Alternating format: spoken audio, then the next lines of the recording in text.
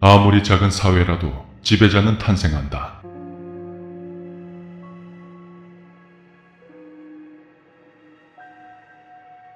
늦은 밤, 민간인의 신분으로 경찰서를 나오는 기분은 썩 좋은 것만은 아니었다. 전직 형사라고 다른 사람들과 다른 대우를 기대한 건 아니었지만 그렇다고 전직 형사가 일으킨 히스테리적 살인사건이라 오해받는 걸 기대한 것도 아니었다. 전직 형사가 살인사건을 일으키는 경우가 비약적으로 높다고 주장하며 나에게 겁박을 주는 후배를 보자니 기분이 좋을 수가 없었다. 30일 맨션으로 돌아가는 길에 후배에게 들은 사건의 내용을 머릿속으로 대충 정리해봤다. 자살의 시작은 2층 내방에 거주하던 쿠로다 아카미. 육체적으로도 허약했고 특히 정신적으로도 매우 불안정했단다. 그래서 일주일에 한 번씩 요양시설에서 간병을 보내 건강을 확인했을 정도였다고. 맨션에서는 약 2개월 정도 살다가 어느 날 옥상으로 올라가 그대로 뛰어내렸다고 한다. 평소에 몸이 허약했지만 매우 아름답고 성격도 착해서 맨션 사람들이 자주 왕래하면서 도시락도 사주고 사는데 불편한 점이 있으면 사람들이 바로 고쳐주곤 했다고 한다. 그 다음 자살한 사람은 토요다 야마모토. 건설 근로자로 근무하고 있었는데 성격이 활발하고 유머 감각이 뛰어나서 맨션 사람들에게 인기가 많았다고 한다. 특히 2층에 거주 중인 마리아와 같은 층에 거주하던 쿠로다 아카미에게 각별히 대하며 전구를 가는 일부터 유리창 청소를 해주는 일까지 도맡아 해줄 정도였다고 한다. 아카미가 이사를 오자 친하게 지내며 자주 욕실에 전구를 갈아주거나 TV 안테나를 갈아주는 일도 했다고 한다. 자살한 날짜는 쿠로다 아카미가 자살한 지 정확히 이틀 뒤. 아카미와 동일하게 옥상에서 떨어져 죽었다고 하는데 목에 멀티탭 전선을 휘감고 있었다고 한다. 정확한 사인은 옥상에서 떨어진 충격으로 두개골이 파열돼 사망한 것이었지만 사망 직전 멀티탭 코드로 스스로 목을 조른 흔적이 있었다고 한다. 그리고 오늘 자살한 니시노 쿄헤이. 작가 지망생으로 최근 유명 출판사와 계약을 따냈다고 좋아했다고 한다. 그 전에도 몇몇 잡지에 칼럼을 기고해서 돈을 꽤 벌었던 모양이다. 식료품을 사러 갈 때를 제외하곤 방에서 나오지 않았지만 가끔 맨션 사람들에게 알리지 않고 맨션 전체의 배관 파이프를 손보거나 전문 청소업체를 불러 맨션 내외벽 청소를 하는 등 그런 선행을 베풀기도 했다고 한다. 맨션 사람들이 배관 시설에 대해 불평을 하자 방 하나하나를 방문하며 배관을 손봐주기도 했다고 한다. 맨션에서 일어난 집단 자살 사건. 맨션에서 사람이 죽은 것도 심각한 일이지만 같은 맨션에서 일주일 동안 3명이 똑같이 옥상에서 떨어져 죽었다. 한 명은 육체적 정신적으로 허약한 여자, 또 한 명은 신체가 건강했던 남자, 마지막 한 명은 옥상에서 떨어졌고 2명은 떨어지기 직전 각각 자신의 몸을 자해했다.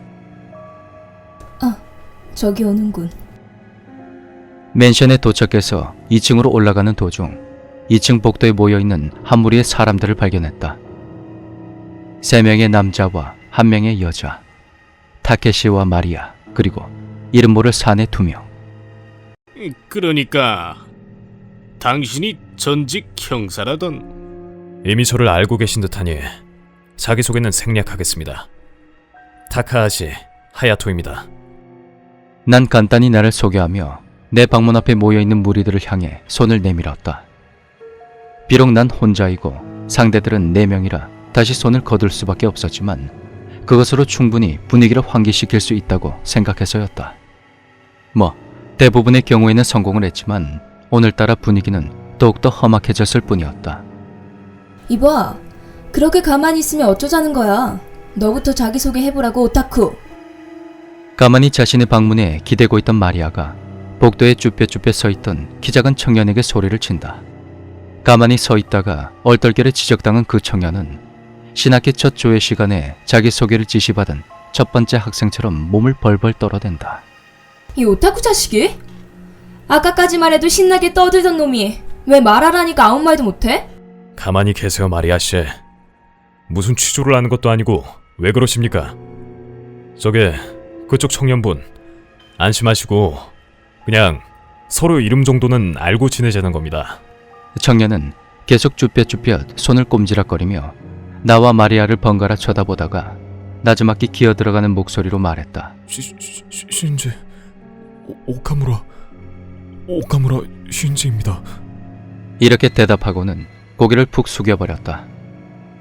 신지가 말을 마치자 자연스레 시선은 남은 한 명에게 쏠렸다. 이게 어려운 일이라고. 마츠다 미츠루입니다. 잘 부탁드립니다, 형사 양반. 백수 새끼가 말은 잘하네.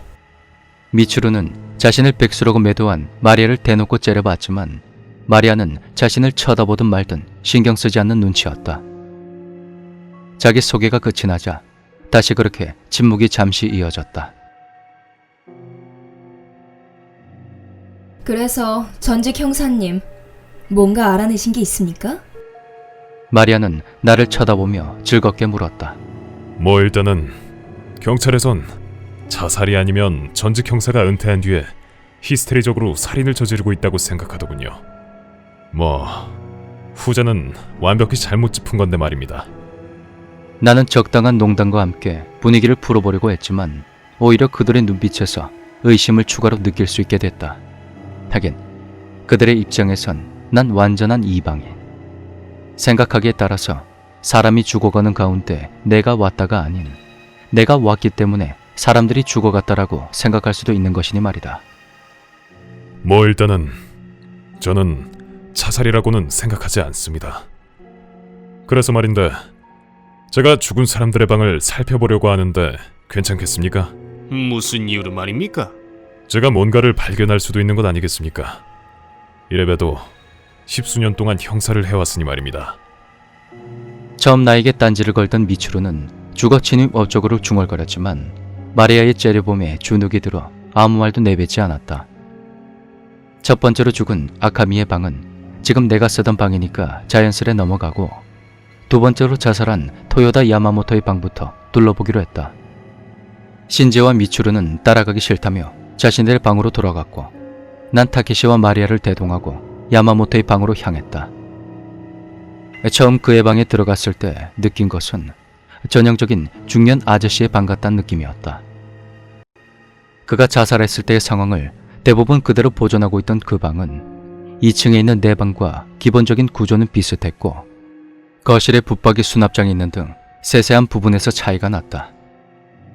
건설직 근로자의 방답게 안전화라던가 안전모, 현장에서 입는 작업복과 모자, 조끼 등이 어지럽게 놓여져 있었고 기타 생활품들 또한 어지럽게 놓여져 있었다.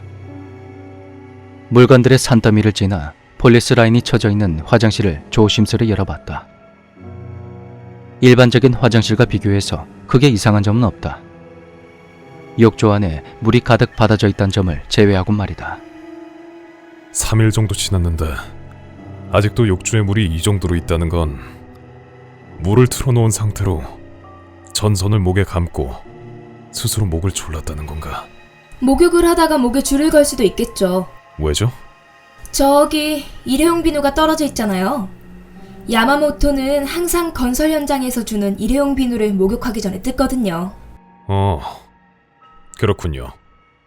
난 야마모토의 방을 뒤져가며 날 따라온 두 명에게 야마모토에 대한 것을 캐물었다. 사실 내가 그들에게 동행하고자 한 것은 이걸 위함이었다. 죽은 자의 물건을 정리하며 그의 추억을 회상한다.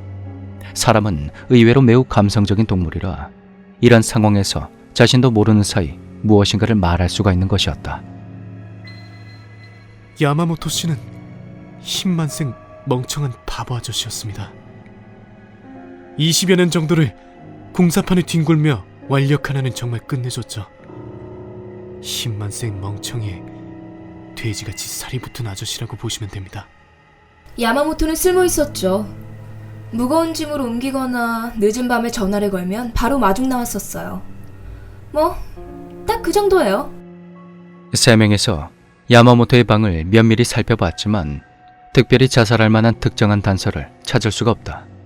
뭐랄까, 자살을 하기 전에 사람은 특정한 징후를 보인다. 갑자기 죽으면 어떤 기분일지 궁금하단 말을 하고 다닌다던가 주변을 정리하기 시작한다던가, 평소에는 관심이 없는 것에 관심을 가진다던가 이런 것들 말이다. 하지만 이 맨션에서 죽은 3명, 그들에게선 어떠한 징후도 찾을 수가 없다. 마치 갑작스레 자살을 결정하고 곧바로 실행에 옮긴 것처럼 말이다. 몇 가지 여쭙겠습니다. 혹시 토요다 씨가 이상한 행동을 한 적이 있습니까? 자살 징후를 말씀하시는 거라면 없습니다. 이미 경찰에 전부 말했어요. 평범했다고요. 저도 타케시와 마찬가지예요. 경찰에게 말한 것이 전부죠. 일정의 야마모토의 방에선 별다른 소득을 얻을 수 없었다.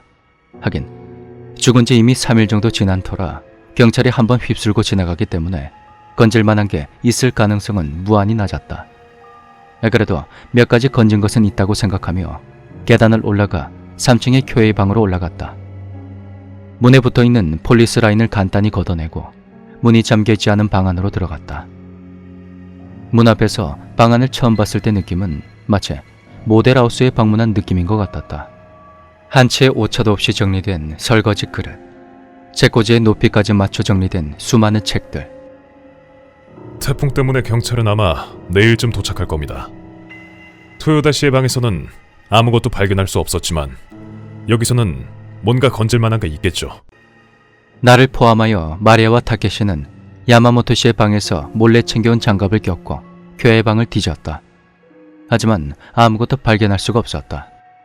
이건 야마모토의 방에서와는 다른 의미로 아무것도 발견할 수가 없었는데, 야마모토의 방은 이미 완전히 어지럽혀져서 어떤 것이 중요한 물건인지 무엇이 핵심적인 단서인지 찾을 수가 없었더라면, 교회의 방은 완전히 깨끗하게 정리가 되어 있어 건드릴 수 없는 얼음의 느낌이었다. 이렇게 정리가 잘 된 집의 경우엔 무엇인가 그 균형을 깨는 물건이 있을 법하지만 공장에서 찍어 나온 듯 완벽한 균형을 이루는 완제품의 느낌이었던 것이다. 개인적인 느낌이지만 모델하우스 같군요. 그런 셈이에요. 교회에는 결벽증에 걸린 수준으로 집안을 청소했었어요. 벗어놓은 옷가지는 무조건 세탁 바구니에 넣지 않으면 비명을 지르고 일종의 스케줄을 정하고 움직였죠. 겉에서 보면 마치 로봇 같았습니다. 마치 거의 초 단위로 일정을 짜는 것 같았어요. 밖에서 언제 한번 마주치면 이야기를 하다가도 다음 일정이 있다면서 밖으로 올라가 버리곤 했죠. 맞아. 자다가도 초 단위에 맞춰서 일어나는 사람이었어. 음산한 부분이 있었죠. 뭔가 음침하고 방구석에 박혀있는 히키코모리 같았어요. 대화를 나누며 교회의 방을 뒤졌지만 결국 얻을 수 있는 수확이라고는 몇 가지 정보 빼고는 아무것도 없었다. 결국 이렇게 끝나버리는 것일까? 자살해버린 2명, 아니 아캄이라는 여성까지 포함한다면 3명의 사람들은 정말 아무런 이유 없이 갑작스레 자살 충동을 느꼈고 그렇게 떨어져 버린 것일까? 어느새 시간이 벌써 12시를 넘겼군요. 이제 그만 각자의 방으로 돌아가는 게 좋겠습니다. 교회의 방에서 혼자 생각에 잠겨 있을 때 이미 방문 앞에서 신발까지 신고 있는 타케시 군이 조심스레 권했다. 그러고 보니 아까 자장을 넘기는 시계 소리를 들었던 것 같다. 그게 좋겠습니다. 단서가 없다. 교회의 방을 빠져나오며 그렇게 생각할 수밖에 없었다. 단서가 없다. 기이한 자의 행동을 제외하고 생각해보면 정말로 2명은 그냥 자살해버린 것만 같다. 그냥 내 자신이 오해한 것일까? 정말로 그 2명은 그냥 죽어버린 것인가? 어쩌면 첫 번째 사망자인 아캄이란 여성에게 동화되어 집단 자살을 한 걸 수도 있다. 베르테르 효과라고 생각할 순 없지만 자살한 2명이 그 여성을 열렬히 사랑했는데 그 여성이 죽어버리자 홧김에 자살한 걸 수도 있었겠다는 것이다.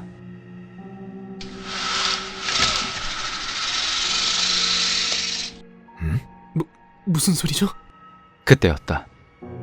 막 3층 계단을 내려오고 있던 도중 갑자기 아파트 벽면에서부터 이상한 소리가 들려온 것이었다.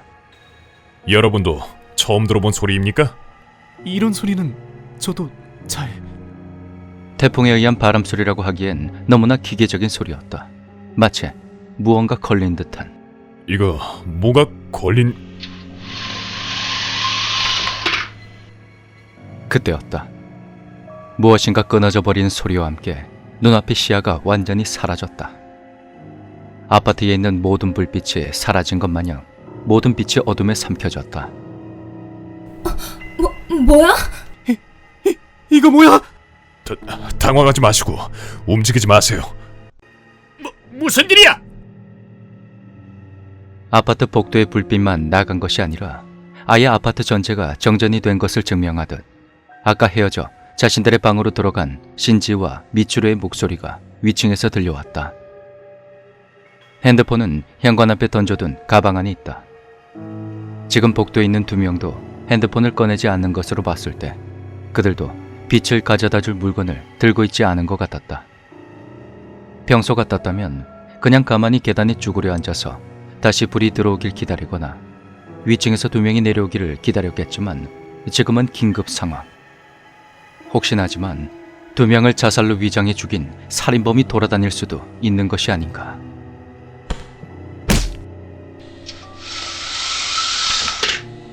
그리고 그 우려는 곧 현실이 되어 다가왔다. 무엇인가 나를 밀치는 듯한 느낌이 드는 것과 동시에 계단에서 무엇인가 쓰러지는 듯한 둔탁한 소리, 끊어졌던 전기가 다시 돌아오는 듯한 소리가 동시에 들려왔다. 어두워졌던 시야가 다시 돌아옴과 동시에 마리아의 끊어질 듯한 비명소리가 아파트 전체를 울렸다. 난 몸을 돌렸고 내 뒤에는 계단 손잡이에 기대어 사시나무 떨듯이 몸을 떨고 있는 마리아 씨, 그리고 계단에 엎어져 시체처럼 축 늘어져 있는 타케시가 있었다. 그의 머리에 타스케테 쿠레, 그러니까 도와줘라는 칼로 새긴 듯한 깊은 상처의 메시지가 있었다.